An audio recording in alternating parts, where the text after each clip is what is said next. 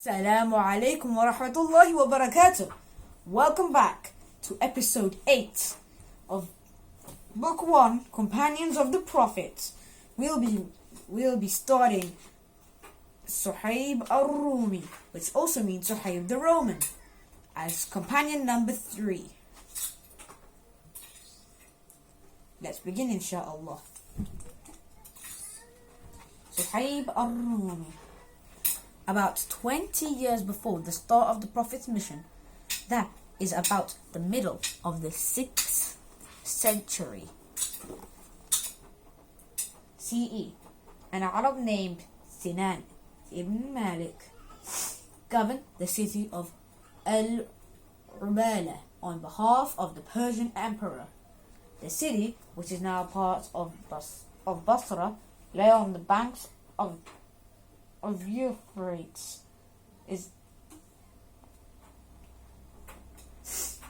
Sinan lived in a luxurious palace on the banks of a river. He had several children and particularly fond of one of them, who was barely 5. His name was Suhayb. He was bold, fair complexioned. He was active and alert and gave much joy to his father. One day, Suhayb's mother took him and some members of her household to a village called Athani for a picnic. What was supposed to be a relaxing and enjoyable day turned out to be a threatening experience that would taunt Suhayb for his life. Now, what do you think that event might have been? Let's find out. That day, the village of Athani was attacked by a raiding party of Byzantine soldiers. The guards accompanying the picnic party were all killed and overwhelmed. All possessions were taken, and a large number of people were taken prisoner. Oh, that's awful. Soldiers coming in on the picnic day and attacking. The enemy soldiers coming in and attacking the village while they're having a picnic. And Suhayb gets captured as a slave. And he's barely 5 years old.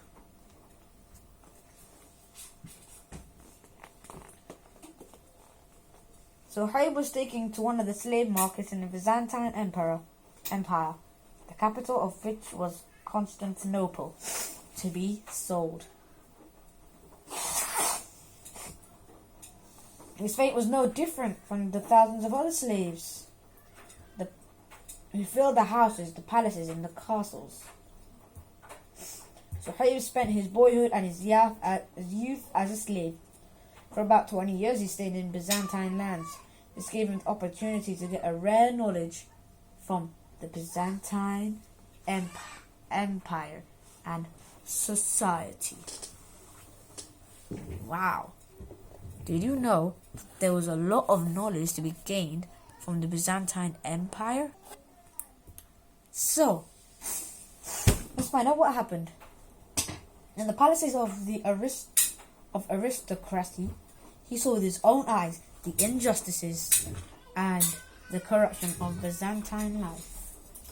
He detested that society and later would say to himself, a society like this can only be purified by adults. Suhayb grew up speaking Greek, the language of the Byzantine Empire. He practically forgot Arabic, but never forgot that he was the son of the desert. He longed for the day and he would be free again to join his people. At the first opportunity, Suhayb escaped from his bondage and headed straight for Mecca, which was a place of refuge or asylum. There people called him Suhayb Ar-Rumi, or the Byzantine, because of his peculiarly heavy speech and his blonde hair. He became the Khalif of one of the aristocrats in Mecca, Abdullah ibn Judan. He engaged in trade and prospered. In fact, he became quite rich. One day, he returned to Mecca from one of his trading journeys. He was told that Muhammad, the son of Abdullah, began calling people to believe in God alone and commanding them to be just and to do good works and prohibiting them from shameful and reprehensible deeds. He immediately inquired who Muhammad was and where he stayed. He was told he stays in the house of Al-Arqam ibn Abi Arqam. Be careful that no Quraysh sees you. If they see you, they will do the most terrible things to you. If you are a stranger here and there is a bond of asabir to protect you, if you are a stranger here, there is no bond of asabir to protect you, neither do you have any clan to help you. Suhayb went cautiously to the house of Al-Arqam. At the door he found Ammar ibn Yasir, the young son of the Yemeni father, who was unknown to him. He hesitated for a moment, went up to Ammar and said, "What do you want, Ammar?" "Rather, what do you want here?" countered Ammar. "I want to go to this man and hear directly from what he is saying." "I also want to do that." "Then let us enter together." Allah barakatillah, with the blessings of God. Ala barakatillah. Suhayb and Ammar entered and listened to what Muhammad was saying. They are both readily convinced of the truth of his message. The light of faith entered their hearts. At this meeting, they pledged fealty to the Prophet, declaring that there is no God but Allah and that Muhammad is the messenger of Allah. They spent the entire day in the company of the Prophet. At night, under the cover of darkness, they left the house of Al-Aqram, their hearts aglow with the light of faith, in their faces beaming with happiness. Then the familiar pattern of events followed. The idolatrous Quraysh learnt about Suhayb's acceptance of Islam and began harassing him. Suhayb bore his share of the persecution the same way as Bilal, Ammar, his mother Sumayya, and Khabbab, and many others who professed Islam. The punishment was inhuman and severe, but Suhayb bore it all with patient and courageous heart, because he knew that the path to Jannah is paved with thorns and difficulties. The teachings of the noble Prophet had instilled in him and other companions a rare strength and courage. When the Prophet eventually gave permission for his followers to migrate, Suhayb resolved to go in the company of the Prophet and Abu Bakr. The Quraysh, however, found out about his intentions and foiled his plans. They placed guards over him to prevent him from leaving and taking with him the wealth, the gold and the silver which he acquired through trade. The departure of the Prophet and Abu Bakr. After the departure, Suhayb continued to bide his time, waiting for an opportunity to join them. He remained unsuccessful. The eyes of his guards were ever alert and watchful. The only way out was to resort in stratagem. One cool night, Suhayb pretended he had some stomach problems and went out repeatedly as if responding to the calls of nature. His captors said to one another, "Don't worry, and Allah and the Rizza are keeping him busy with his stomach." They became relaxed and the sleep got the better of them. Suhayb quickly slipped out as if he was going to the toilet. He armed himself, got ready on a mount, and headed to Medina on a horse or a camel.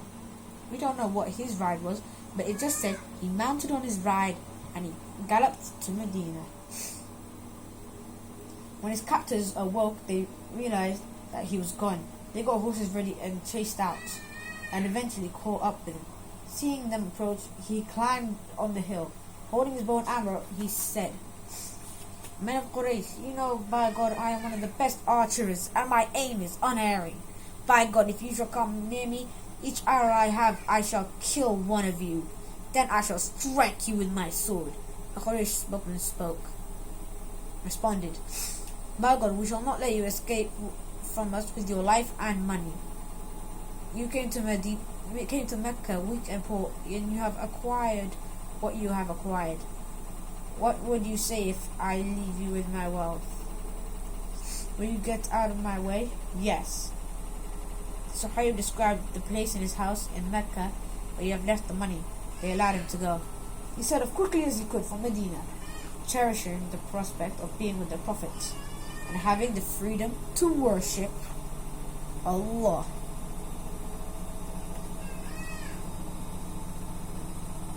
In peace. On his way to Medina, when he felt tired, the thought of meeting the Prophet sustained him, and he proceeded with increased determination. When Suhayb reached Uba, just outside of Medina, where the Prophet himself alighted after his hijrah, the Prophet saw him approaching. He was overjoyed and greeted Suhayb with beaming smiles. Your transaction has been fruitful, O Abu Yahya. Your transaction has been fruitful. He repeated this 3 times. Suhayb's face beamed with happiness as he said, by God, no one has come before me to you, Messenger of God, and only Jibreel could have told you about this. Yes, indeed, Suhayb's transaction was fruitful. Revelation from on high affirmed the truth of this. And there is a type of man who gives his life to earn the pleasure of God, and God is full of kindness to his servants. That's in the Quran, Surah Al-Baqarah, Ayah 207. Okay, we'll stop here for today, and tomorrow, next time on the next episode, we'll do part 2 of Suhayb Ar-Rumi, which means the Byzantine. Okay, I'll see you next time. Assalamu Aleykum wa rahmatullahi wa barakatuh, everybody.